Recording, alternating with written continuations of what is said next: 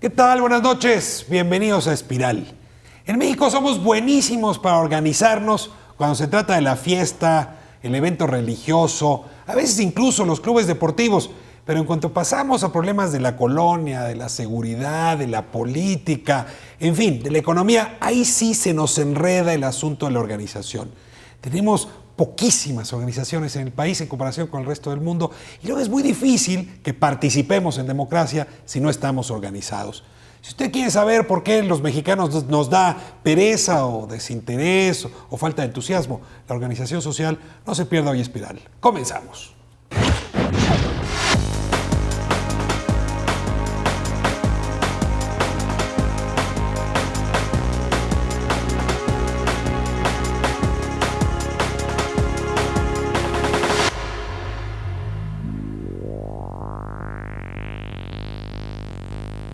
Con alrededor de 15,000 asociaciones inscritas en el Registro Federal de Organizaciones de la Sociedad Civil, México está muy lejos de países como Brasil, que cuenta con más de 200,000, o Estados Unidos, con más de 1,000,000. Claro que hay un déficit, tenemos un promedio de una asociación cada 48,000 habitantes, cuando en otros países que tienen mejor calidad de vida, tienen una asociación cada 15,000 habitantes. Para las asociaciones, parte del problema viene de las reglas que impone el Estado. De las 15,000 inscritas, solo 2,800 han sido reconocidas donatarias autorizadas por el Sistema de Administración Tributaria. La forma de interpretar la ley es, a mí el artículo 95 del impuesto a la renta me dice que solo las instituciones que hagan A, B y C yo se las puedo dar.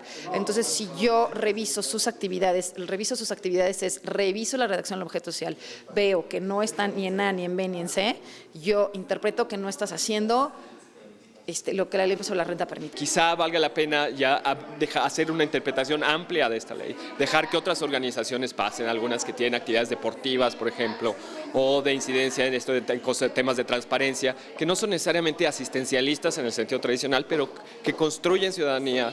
La Ley de Fomento a las OSC reconoce una gama más amplia de actividades, aunque no todas son aceptadas por el SAT. De ahí la necesidad de homogeneizar las dos legislaciones y abrir la figura de donataria autorizada. Equiparar la ley del ISR con la ley de fomento a las actividades de las organizaciones de la sociedad civil para que las dos tengan el mismo criterio, digamos, y todas las organizaciones por igual, sin importar cuál sea su campo de acción, puedan tener las mismas condiciones de deducibilidad. Creo yo que sería mucho más provechoso pues ponerles menos trabas a las organizaciones y que más bien hubiera una labor importante de seguimiento y monitoreo del gobierno a las organizaciones en lo que hacen, ¿no? O sea, que tuvieran realmente informes, digo, no sé con qué periodicidad, pero informes que realmente el gobierno revisara con cuidado y viera, a ver, estas están cumpliendo, estas no están cumpliendo. Profesionalizar y transparentar las actividades de las organizaciones implica facilitarles el acceso a un registro oficial. Por ello, tiene que reconocer la diversidad de la sociedad civil organizada y verla no como amenaza, sino como riqueza. Abrimos la charla esta noche discutiendo sobre las organizaciones de la sociedad civil. Tenemos un estupendo panel. Bueno, como es tradición aquí en Espiral, les voy a pedir que ustedes mismos se presenten. Mónica Tapia, comenzamos con usted. Soy Mónica Tapia, soy directora ejecutiva de Alternativas y Capacidades. Somos una organización que nos dedicamos a fortalecer a la sociedad civil. Estamos aquí porque queremos un marco, leyes, políticas que mejoren el clima para que los ciudadanos nos organicemos.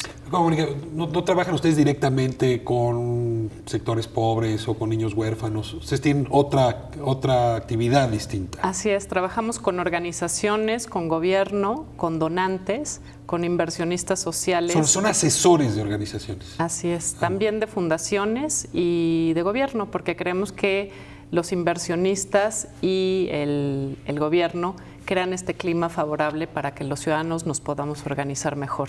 Me da mucho gusto tenerte aquí y hablaremos de las alternativas y las capacidades que requieren las organizaciones en México para crecer. Eduardo Bojorquez, bienvenido. ¿Cómo estás, Ricardo? Me da mucho gusto en verte. Yo soy Eduardo Bojorquez, soy director de Transparencia Mexicana que es dos cosas. Es una organización de la sociedad civil, una AC, como se le conoce cotidianamente, una asociación civil, pero también es parte de un movimiento global que es Transparencia Internacional, que es un organismo que se especializa en el control de la corrupción, tratar de enfrentar este flagelo a nivel global y también en México.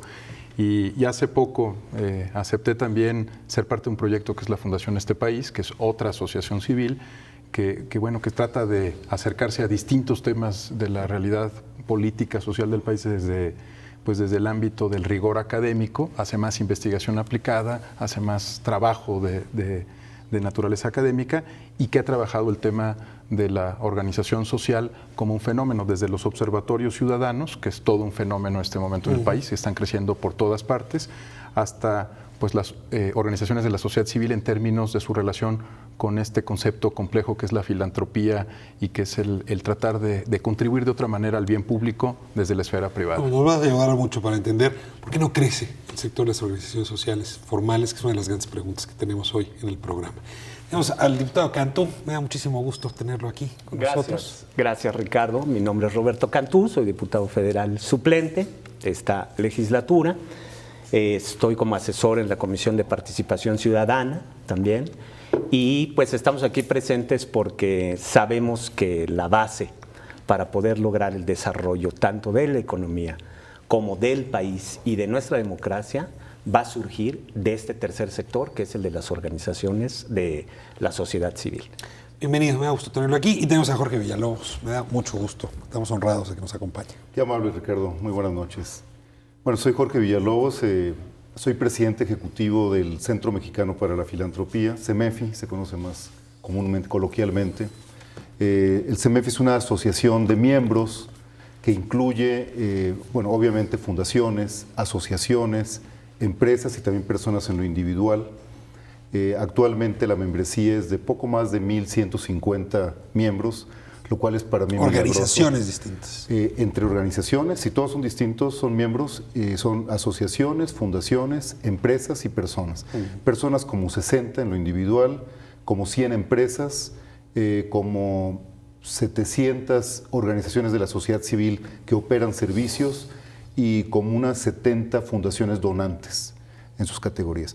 Y la misión de la asociación, como toda una especie de cámara, dijéramos, del sector no lucrativo, sector sin fines de lucro, es promover la cultura de la filantropía y la responsabilidad social y colaborar para crear condiciones favorables a los ciudadanos para poderse organizar y aportar sus recursos de tiempo, que es lo más importante, de relaciones y también de recursos materiales al bien público, es decir, a la sociedad en su conjunto.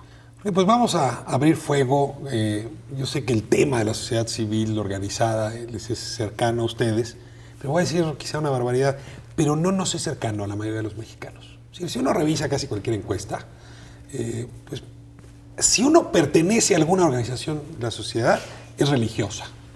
Y si no, a una organización deportiva. Según la ENCOP, o a otras organizaciones de otro tipo, ¿no? Cualquiera de las que usted está mencionando, no nos interesa. Y yo quisiera preguntarles, ¿por qué intuyen ustedes que un país como el nuestro, que se pretende democrático, tiene, digamos, el tercer sector, estas organizaciones despiertan tan poco interés? ¿A qué se deberá nuestra apatía frente a las organizaciones sociales? Yo creo que todavía no estamos acostumbrados a pensar que las políticas son políticas públicas, sino que siempre pensamos que el gobierno, el Estado lo va a solucionar todo. Nuestra visión desde Alternativas es que las organizaciones ayudan a que las políticas sean públicas, no sean políticas gubernamentales. El gobierno no puede hacer todo.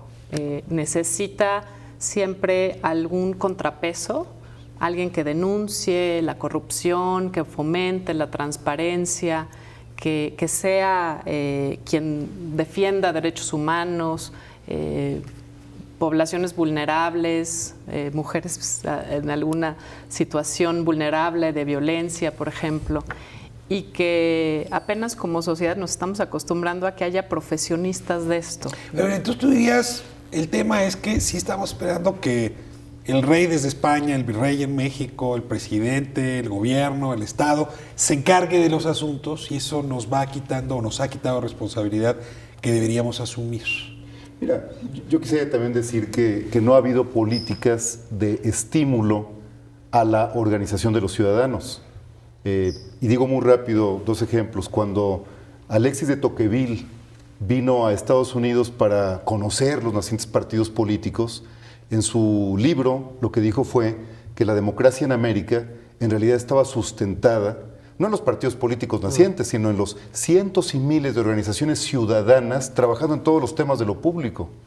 En México, digo, a los que nos tocó vivir, yo nací en el año 50, y la verdad es que la visibilidad de las 1950, la visibilidad de las organizaciones pues era mínima.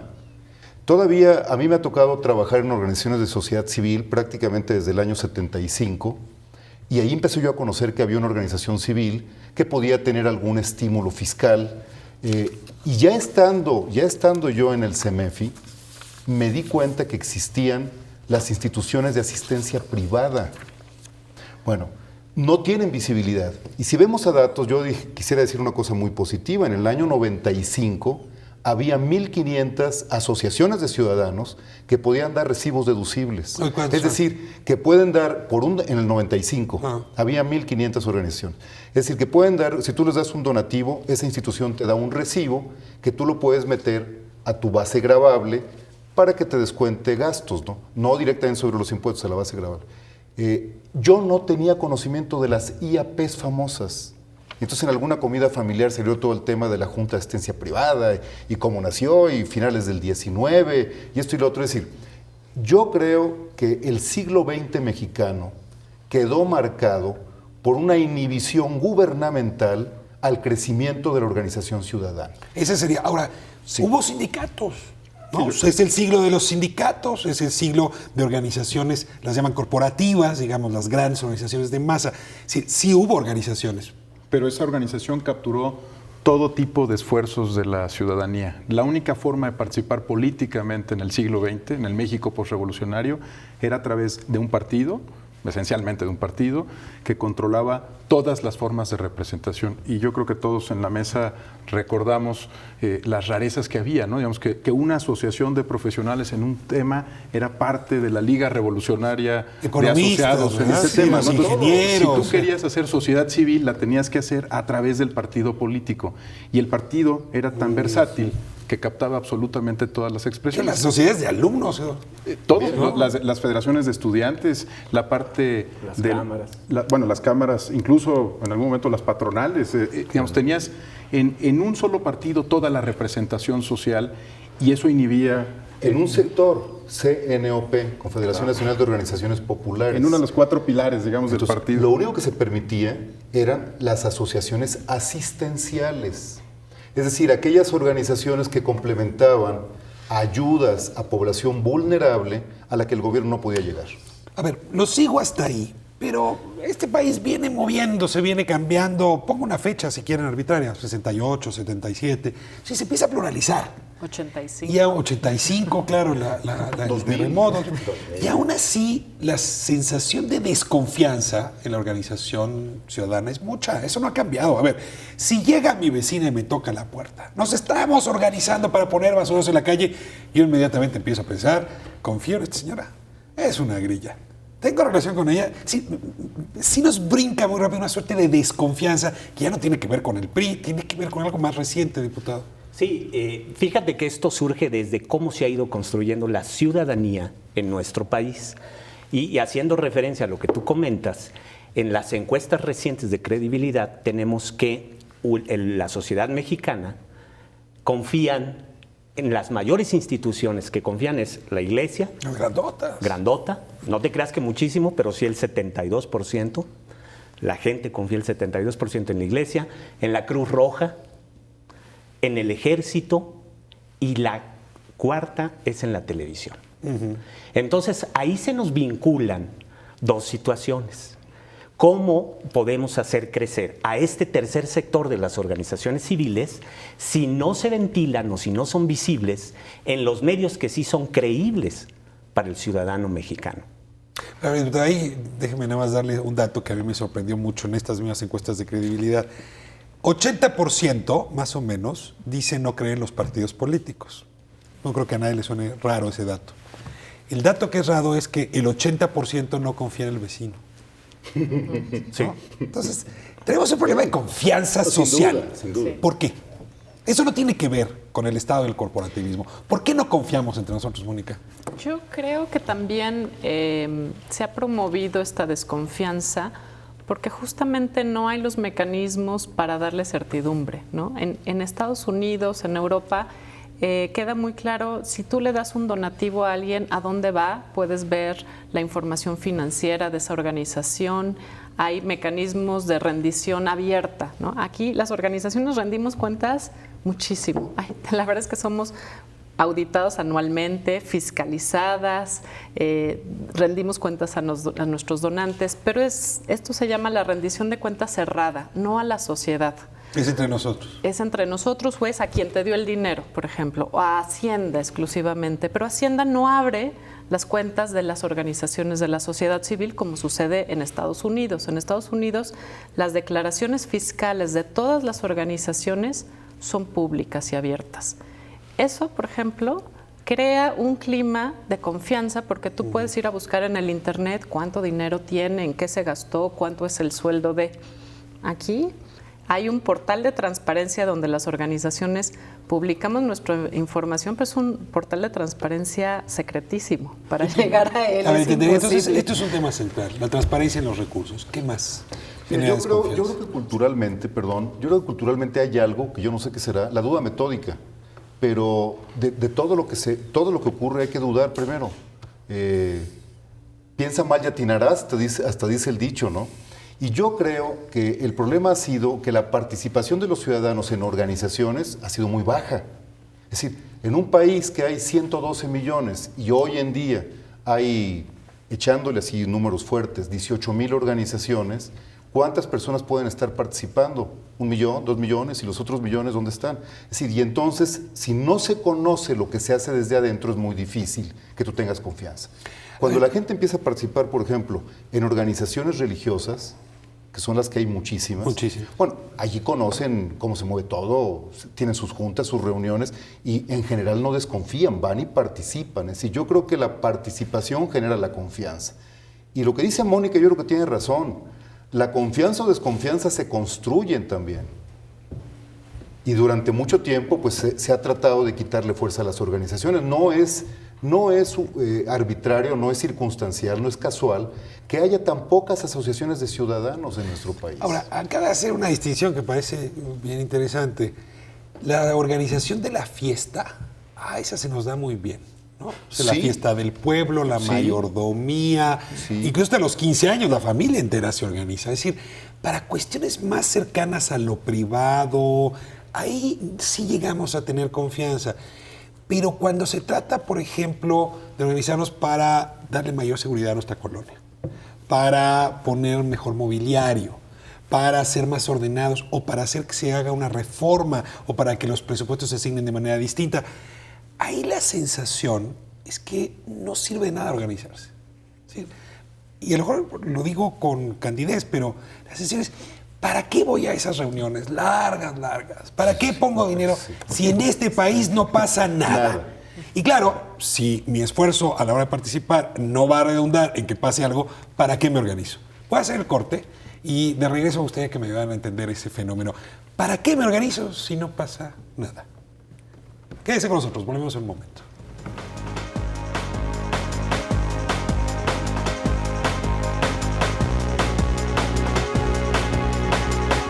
Incide Social no es donataria autorizada, es una asociación civil.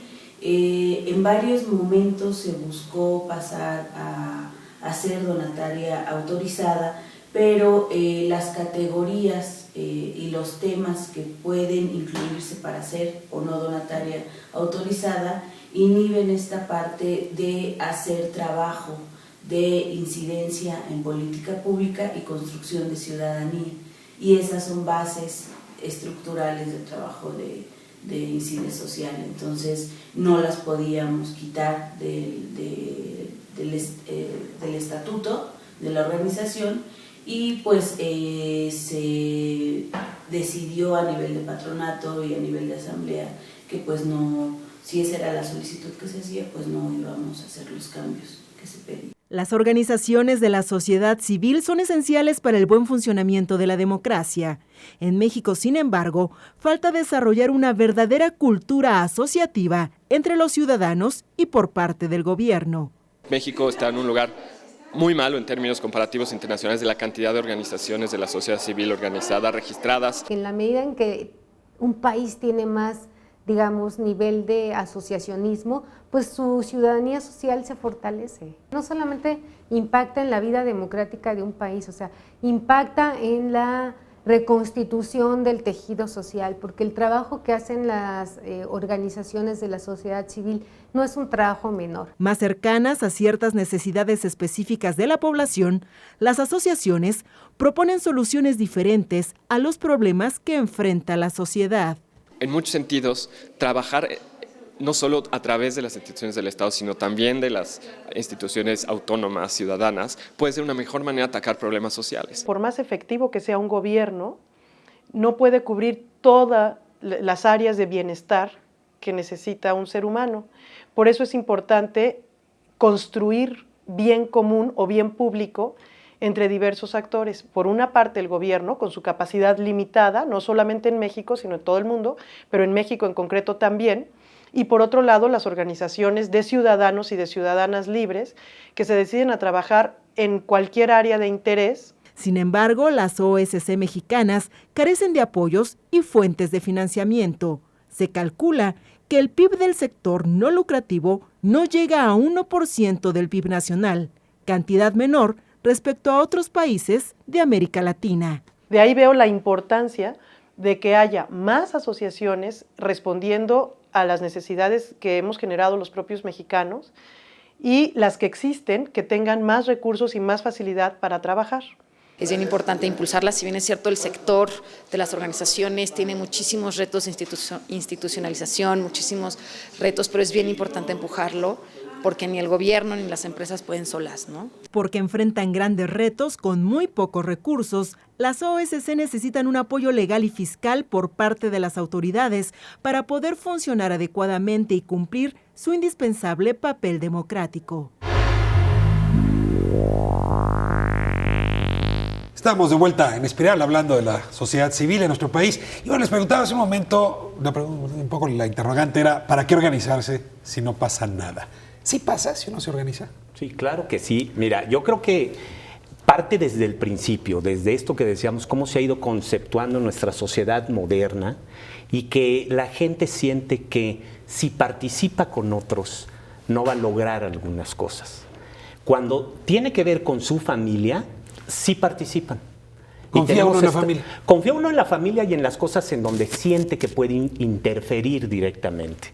Sin embargo, cuando se les pregunta, ¿tú crees que con las acciones que tú puedas tomar puedan modificarse estructuras y situaciones de tu propio entorno? El 50% de la gente dice que sí. Sin embargo, cuando los invitas a participar ya de una manera institucional en una organización, es cuando echan hacia atrás. No sienten que sean los mecanismos con los cuales puedan aportar ideas, trabajos o realizar algunas reformas a sus marcos constitucionales o a sus organizaciones vecinales. Eduardo, hay dos explicaciones. Una es la del mexicano flojo, negligente. No voy a esas reuniones. La otra es la del mexicano que dice, ¿para qué? No voy a hacer que me vean la cara de tonto. Bueno, es que yo creo que el para qué es central. 80% de los mexicanos dice que nunca ha participado en resolver un problema de su comunidad, ¿no? La comunidad es una cosa que le resulta ajena, lejana, distante. Pero platicábamos en el corte sobre las organizaciones deportivas y sobre otras formas de organización social. Yo creo que hay que también entender que la parte pedagógica de participar no empieza necesariamente por la iniciativa popular o por llevar al Congreso uno de los grandes temas nacionales. La reforma política, la reelección. Si tú estás en un club de fútbol y no se administra bien el dinero en ese club de fútbol, en esa cancha de fútbol rápido, pues tú estás fallando en el lugar donde puedes participar para que se corrijan problemas y cambien cosas. Si Si la duela de la cancha de básquetbol no sirve y no te puedes organizar para corregirlo, pues tampoco estás haciendo parte de esta sociedad civil que se llama organizada. Sé que en términos formales nosotros pensamos mucho en la vida institucional, la hemos mencionado una y otra vez, pero si piensas que 23 millones de mexicanos hoy están en Facebook y que están formando grupos para los temas que les interesan, yo diría que hay una sociedad ávida de participar en ciertas cosas, todavía no en aquellas que a nosotros nos resultan muy importantes y que empiezan a encontrar, por ejemplo, en las redes sociales, que bajan los costos de participar. Esa barrera enorme que tuvimos que pasar los que hemos creado organizaciones sociales, que es ir con el notario y hacer el objeto social de la manera correcta para que Hacienda te dé la deducibilidad fiscal, ¿no? Esta posibilidad de la que hablabas, Jorge, ¿no? de extender. Te toma años, ¿no? Mientras que organizarte en redes sociales te toma minutos, y con 23 millones de mexicanos ahí, que es el último dato que se liberó de Facebook, pues tienes a mucha gente ya participando y haciendo sociedad civil, no la institucional de la que estamos hablando aquí, pero yo creo que va a haber un puente que les permita moverse. Pero justamente el tema es cómo bajar esos costos de entrada, ¿no? Porque crear una cuenta de banco para un club deportivo en cualquier otro país es ir, firmar en el banco. Aquí en México te piden RFC, para lo cual tuviste haber estado constituida, tienes que tener un notario, un contador, un impuesto, pagar alrededor de por lo menos entre 3,000, 4,000 pesos hasta 15,000 pesos implica ir a un notario a constituirte legalmente. Y eso es para tener una cuenta de banco. En Chile, por ejemplo, uno puede registrarse en el municipio, casi como sacar un acta de y tienen altos matrimonio, niveles de desconfianza, ¿no? Sí, y entonces el número de organizaciones formalmente registradas, pues en Chile es 4 veces lo que tenemos en México, ¿no? En Brasil hay 200,000 organizaciones de estas formalmente registradas. En México llegamos con muchos trabajos, como decía Jorge, 18, 15,000 organizaciones y no todas son donatarias autorizadas. Un país de 120 millones, es una cosa ridícula. Así es. Donatarias autorizadas, ¿qué quiere decir esto? Que los donativos son deducibles para el donante, no llegan a 5,300 y solo 2,800 son organizaciones que tienen CLUNY, que pueden recibir recursos del gobierno y que son donatarias autorizadas. A ver, vamos hacia ese otro tema. Qué bueno que ya lo llevas a esa dirección. O sea, hablamos de, un lado, las organizaciones y la democracia. Pero hay otro tema importante que es organizaciones y redistribución de la riqueza. Es el tema de la filantropía. Si uno observa en distintos países, es más fácil organizarse, pero también es más fácil atraer recursos donativos y redistribuirlos muy rápido. Entonces uno no depende todo el tiempo del gran donante, del donante extranjero, del gobierno, sino muy rápido se mueven los recursos. Yo quisiera preguntar ahí dónde estamos, porque es decir, México, al no tener sociedad civil, tiene un nivel filantrópico pues muy pobre, muy precario, que no ayuda a la distribución de la riqueza, supongo. Bueno, mi percepción a lo mejor va a ser un poco más amplia. Es decir, yo creo que la filantropía son recursos privados adicionales a los impuestos destinados al bien público y motivados por muchas cuestiones, solidaridad, generosidad, impulso de ayuda a los demás, lo que tú quieras, pero el destino es dinero privado o recursos privados destinados al bien público más allá de los impuestos. Bueno, en México tenemos un gran problema, que México está captando actualmente por impuestos el equivalente al 11-12% de su PIB. Cuando países como Chile, Argentina o Brasil andan en el doble casi, ¿no? Entonces ahí tenemos un gran problema de que los recursos recaudados nunca son suficientes para las necesidades sociales, en primer lugar. Entonces, ¿qué es lo que ocurre? Que hay muchos esfuerzos para que la filantropía se oriente fundamentalmente a colaborar con actividades gubernamentales. Es decir, es impresionante, pero un dato que conocimos hace 2-3 años, es que de todo el dinero que se moviliza, cerca de 2/3 partes va al mismo gobierno. Entonces, de los donativos, deducibles de impuestos. Claro, porque los donativos acaban en manos del gobierno. Bueno, es que el gobierno federal, los gobiernos estatales y municipales son donatarias autorizadas, o sea, tienen la misma categoría que una institución privada sin fines de lucro que trabaja. No, una empresa no. Una empresa tiene que pagar sus impuestos, ¿no? Es lucrativa. Ya te entendí. Entonces, bueno, muchos de los donativos van al gobierno. ¿Por qué? Porque el gobierno tiene que echar mano de la generosidad para echar programas como el Arranque Parejo en la Vida, por ejemplo, que tiene muchos donativos privados junto con el gobierno. El gobierno compite con... De alguna manera. Entonces, yo creo que lo primero que tendríamos que hacer, sin duda alguna, es una reforma fiscal. Perdón, que no son los temas de esta mesa, pero no me queda claro. El sistema fiscal actual no es justo. Pero a ver, déjenme, yo creo que sí vale la pena profundizar en esto. Ayúdenme a comparar el sistema fiscal en el que se encuentran las organizaciones de la sociedad civil en otros países y el sistema fiscal en el que se encuentra en México. ¿En qué se parecería y en qué sería distinto? Bueno, pues obviamente ahí tienes, aquí en México efectivamente tributan algunas organizaciones de la sociedad civil, aunque tienen exenciones. Sí. ¿En otros países no? En otros países, dependiendo los países, los más desarrollados sí tienen exenciones que casi llegan al 100%. Siempre y cuando el objeto social esté acorde con lo que les implica en su legislación. Aquí está la primera. ¿Qué otras diferencias? Yo creo que es muy similar el nivel de deducibilidad. Esto quiere decir, y esto es un mito que de pronto la gente dice, las empresas van a deducir y evaden impuestos. Solo se llega a deducir hasta el 30%. O sea, igual en Estados Unidos, en Alemania, en Francia que aquí. Más o menos. Estamos muy bien con respecto al marco fiscal. Así es. Hay una diferencia. El tamaño. Hay una diferencia muy importante.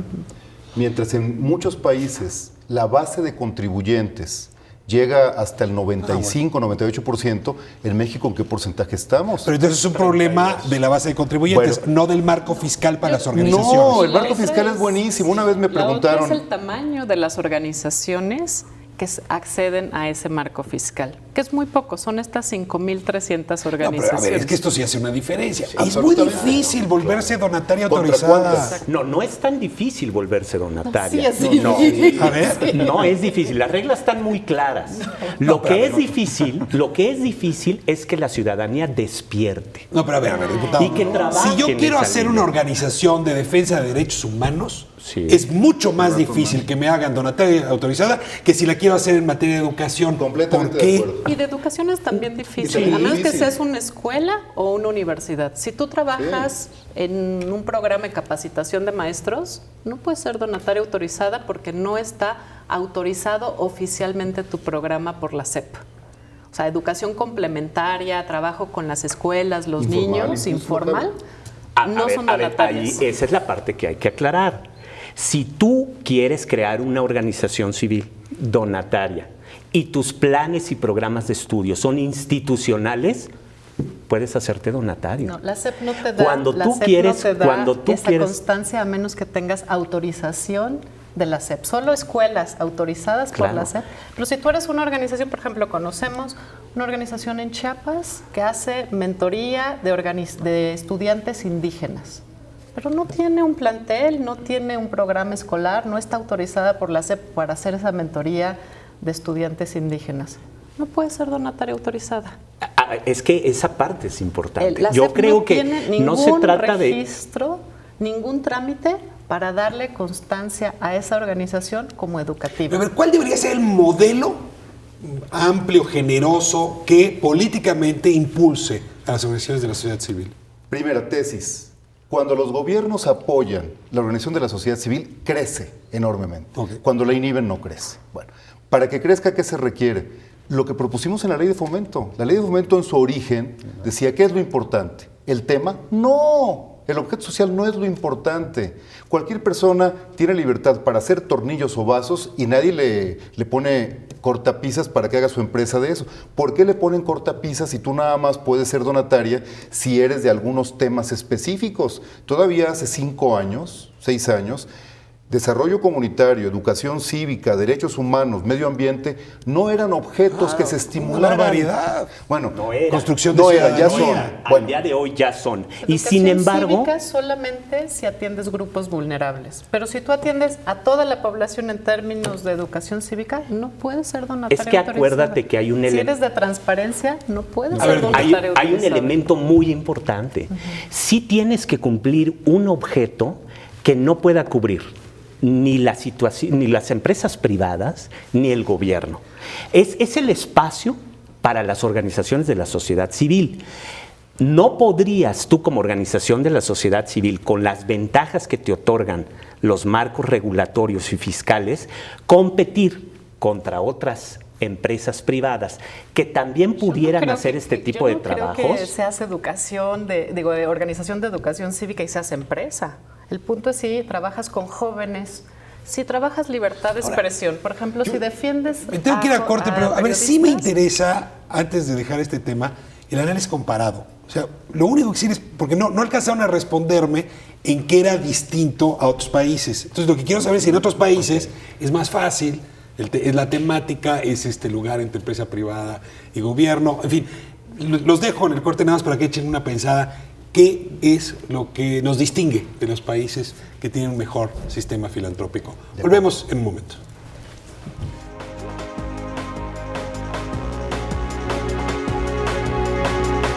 El argumento principal es cambiar ciertas palabras o frases que ellos consideran a criterio de la persona en turno que revisa el acta constitutiva en el SAT, que no deben de estar. Ellos decían que incluyéramos que íbamos a trabajar solo con poblaciones marginales, solo a través de servicios de asistencia, pero GENDES, Género y Desarrollo, promueve otro tipo de enfoque no asistencial, como yo les expliqué eso. Y entonces, yo no voy a renunciar a lo que quiero ser para poder conseguir esa autorización. Más bien necesitamos que la ley que pueda amparar o ampliar en sus criterios ciertos elementos para poder incluir organizaciones como la nuestra. Pues, ¿no? Nos acercamos la primera vez a la ventanilla, básicamente, a solicitar asesoría para nuestra conformación legal y para el registro fiscal, y nos dieron una cita para un mes y medio después, a la cual asistimos. Personalmente nos atendió un abogado joven, que muy amablemente nos hizo comentarios a los estatutos que ya llevábamos redactados, que ya habíamos revisado con un abogado. Y nos hizo unos comentarios y nos dijo, vuelvan en un mes, ¿no? Los comentarios que nos hizo, algunos buenos, se los hicimos en 15 minutos, pero tuvimos que esperar el mes entero para volverlo a ver. En ese mes ya se le había olvidado que había dicho la vez anterior, no tenía como un registro claro, y tampoco, y lo más grave, claridad legal en qué tipo de requisitos están implícitos en la ley del impuesto sobre la renta que regula las donatarias autorizadas. Entonces nos recomendó cosas no necesariamente parecidas a las que nos había recomendado la primera vez. Entonces tuvimos que volver a ir a hacerle cambios y nos dio un correo electrónico donde nos dijo, mándenme los cambios aquí. Hicimos eso muy rápidamente y recibimos un correo diciendo que ahora iba a tomar 2 meses, con todo y que era ya electrónico, se supone que debió haber sido más rápido. La burocracia gana y dijo que iba a tomar 2 meses para su respuesta electrónica. La respuesta electrónica después en la tercera versión, que era la versión que ellos sugerían y ellos querían y que todo estaba ya planchado con los abogados, en fin. Con esto, los abogados habían aprobado que era una manera correcta de redactarlo y ellos también nos contestaron con una sola línea y para esto pues ya habíamos perdido 4 meses enteros diciendo, lo lamentamos mucho, sus estatutos no son sujetos de deducibilidad de impuestos, no pueden ser donataria autorizada. Eso fue una tremenda desilusión, burocracia, recursos gastados y todo producto, supongo que un poco de la falta de claridad de la ley, de la discrecionalidad con la que se usa, en fin. Ya se puso calientito el tema. ¿Es fácil o no abrir una organización social en México que recibe ya donativos? ¿Sí o no? No, no es fácil. Diputado. Sí es fácil. Difícil. A 3-1. A ver, la minoría primero. ¿Por qué sí es fácil? Y sí es fácil porque tenemos las reglas muy claras. Para que seas donatario, tenemos la ley de fomento, tenemos la propia ley del ISR, en donde te dice cuáles son los objetos sociales a los que te puedes dedicar y donde puedes solicitar ser donatario. ¿Usted ya alguna vez ha solicitado? Claro. ¿Y fue fácil? Técnicamente sí. ¿En cuánto Hay tiempo sus se la tiempos, dieron? 3 meses. 3 meses. No.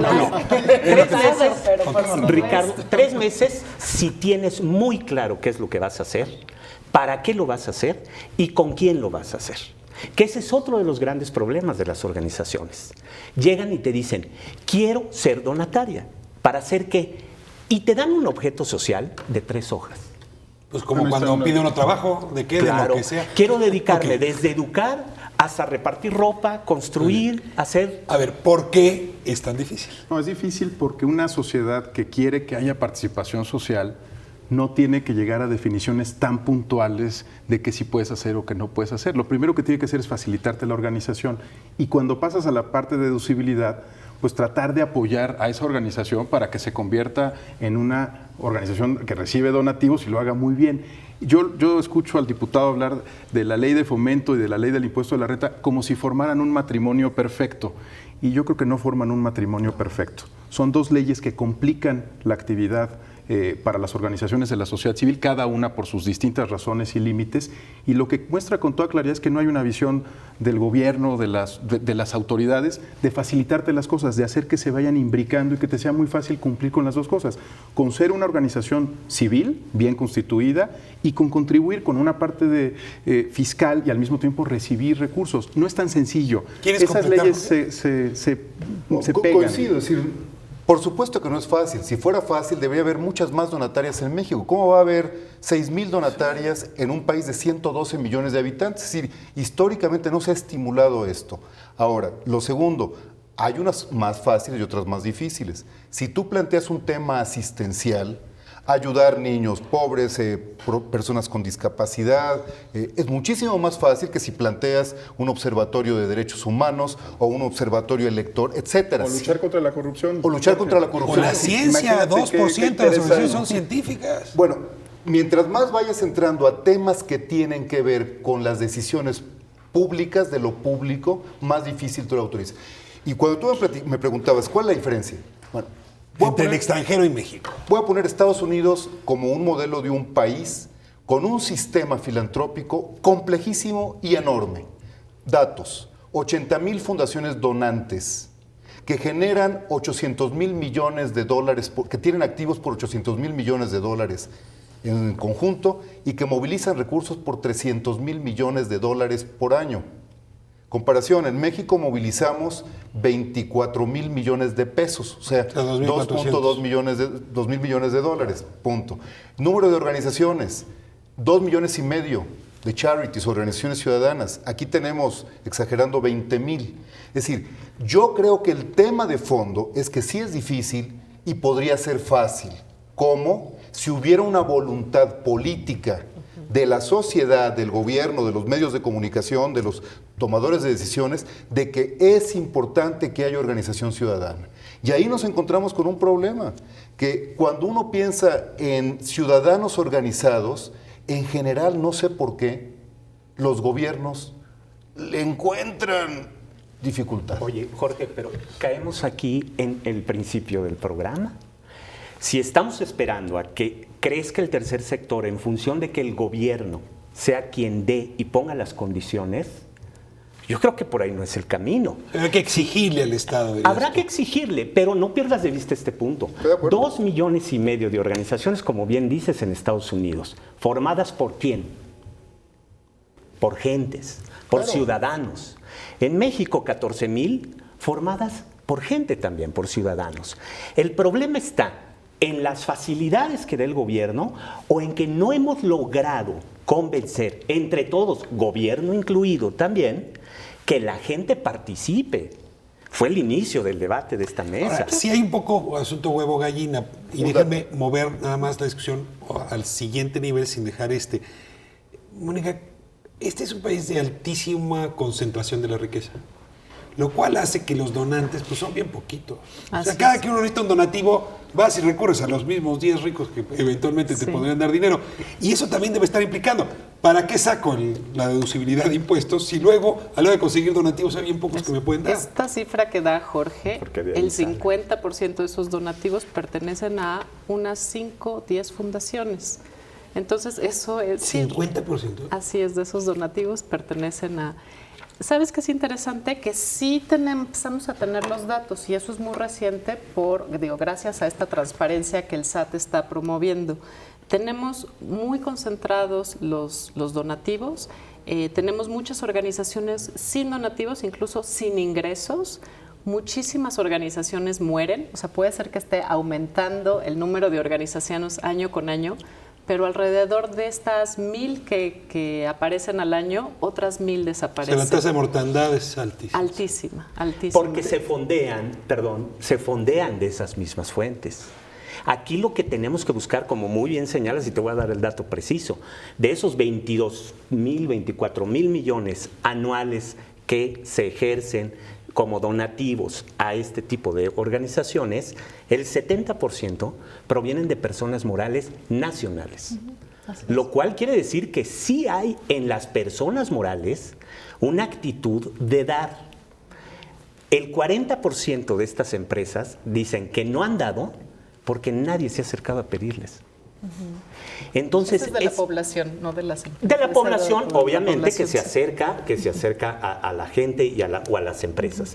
¿Qué es lo que necesitamos hacer? Entiendo que hay que mejorar, y esto será más adelante lo que platicaremos, hay que mejorar las leyes, hay que mejorar los marcos regulatorios, pero necesitamos hacer que la ciudadanía despierte. Pues nos llegó la hora porque necesitamos hablar de eso que hay que mejorar, se nos está yendo el último bloque. Entonces cerramos esta conversación y pasamos a ver qué hay que mejorar. Jorge. Cerramos la conversación. Digo, estoy de acuerdo con que hace falta mucha más participación, sin duda, pero quiero poner un dato. Cuando la perestroika de Gorbachov, había 10 organizaciones de la sociedad civil en Rusia. Cuando abrió la perestroika, en 3 años, había más de 100,000 organizaciones. Es decir, se puede inhibir también la participación ciudadana. Claro. Hay que estimularla, estoy de acuerdo contigo, diputado. Ha sido fruto de este... Vamos a la propuesta, ¿no? Y un poco les pido ahí que cada uno nos ayuden a darnos una idea de qué habría que mejorar, cuáles son las cosas fundamentales. Entiendo que además ahora hay una iniciativa en la Cámara de Diputados. ¿Qué es lo que ustedes, conociendo bien el sector, haría falta hacer en términos legales para no inhibir, sino hacer lo contrario, propiciar? Bueno, yo creo que lo primero es facilitar de verdad la creación de organizaciones con el marco institucional del que estamos hablando aquí. Sí hay organización social, yo creo que hay que tener cuidado, sí hay participación, pero no en el mundo que nos gustaría tenerlo, ¿no? Sí hay para la fiesta y es organización social y funciona, pero quieres que esa organización social pueda recaudar fondos, pueda hacerlo con transparencia, con rendición de cuentas y pueda hacerlo bien. Eso, lamentablemente, la ley de fomento, digamos, lo anima, lo discute, lo plantea, pero los mecanismos concretos no son sencillos. Y si esta ley de fomento no embona bien, y quiero insistir en ello, con la ley del impuesto sobre la renta, pues va a ser muy difícil que cumplamos con 2 amos diferentes, ¿no? Con 2 temas que son completamente diferentes. Una es ser organización social y otra es formar parte de un esquema fiscal que armonizar el marco legal. Yo creo que hay que hacerlo. Mónica. Definitivamente, y hacer crecer en ese sentido el número de donatarias autorizadas. Está bien que el SAT dé la autorización, está bien que el SAT de la receptoras de fiscalización, donativos, el número de receptores de donativos. De receptoras de donativos. Está bien que el SAT fiscalice, audite, etcétera, pero que haga la puerta más grande. Que se quede con la llave, que la cierre, que la abra, pero que la puerta sea grande para muchas organizaciones. Y esta es una iniciativa que está en el Congreso justamente de empezar a considerar las actividades de la ley de fomento, que es mucho más amplia, abierta, es el tamaño de la puerta que queremos, con la ley de impuestos sobre la renta. La Comisión de Hacienda lo tiene pendiente justamente dar un dictamen, esperemos que aprobar de manera positiva. Necesitamos mucha ciudadanía y mucha ciudadanía organizada formalmente, claro, institucionalmente, y esto es uno de los incentivos que se puede dar. ¿Qué se está haciendo en la Cámara de Diputados? Se están haciendo varias cosas. En principio, pues con diputadas compañeras que ustedes también conocen, Marcela Torres, con Adriana Hinojosa, y con la propia Comisión de Participación Ciudadana, han pasado ya al proceso legislativo una ley que lo que busca es homologar el artículo 5 de la ley de fomento con lo estipulado en el título 3 de la ley del ISR, que para términos así muy fáciles de entender es estos objetos sociales o estas actividades a las que se deben de dedicar las organizaciones y que sean que tengan posibilidad de ser donatarias, sean las mismas en la ley del ISR que en la ley de fomento. Jorge, cerramos. Tenemos tres puntos de una agenda que han venido proponiendo muchas organizaciones de todo el país y que me parece que atinan muy bien el centro. Primero, de acuerdo con el diputado Cantú, es decir, más donaciones de ciudadanos de tiempo ser voluntarios, participar en tu colonia, en los jardines públicos, en el transporte, en la seguridad, etcétera. Más donaciones de dinero y mucho más participación activa. O sea, más donaciones privadas para el bien público. Segundo punto, más dinero del gobierno para estas organizaciones y sobre todo, Ricardo, con más transparencia, diputado. Así es. Es decir, es increíble. El gobierno tiene como 1.300 millones de pesos sujeto a reglas de operación, pero tiene probablemente más de 10,000 millones que son discrecionales a los titulares del Ejecutivo Federal y de los gobernadores de los estados. Nadie sabe a dónde va. Tercero, un marco legal y fiscal que estimule la participación ciudadana. Que crezcan muchísimas, a lo mejor se mueren muchas. Claro. Todo proceso de vida tiene que ser muy abundante y van a ir quedando, pero tiene que crecer este sector. No podemos seguir con un sector tan chiquito ciudadano si aspiramos a un país con una democracia moderna. Está clarísimo en las recomendaciones. Bueno, pues les deseo lo mejor en este proceso legislativo. Y sí, a veces los problemas en México se podrían resolver con esfuerzos menores. Y esta propuesta que ustedes han hecho de armonizar legislaciones, pues pareciera un asunto viable. Yo les pediría que retomáramos este programa en el futuro una vez que esa armonización se haya dado. Yo creo que a muchas organizaciones y a gente que quiere hacer organizaciones les convendría entender este proceso. Muchísimas gracias a los Muchas gracias, Ricardo, por el interés. Mucho interés ahí en el programa sobre este tema y lo seguimos abordando. Nos vemos la próxima semana, 10:30, 11 TV México. Muchas gracias por habernos permitido entrar a sus hogares.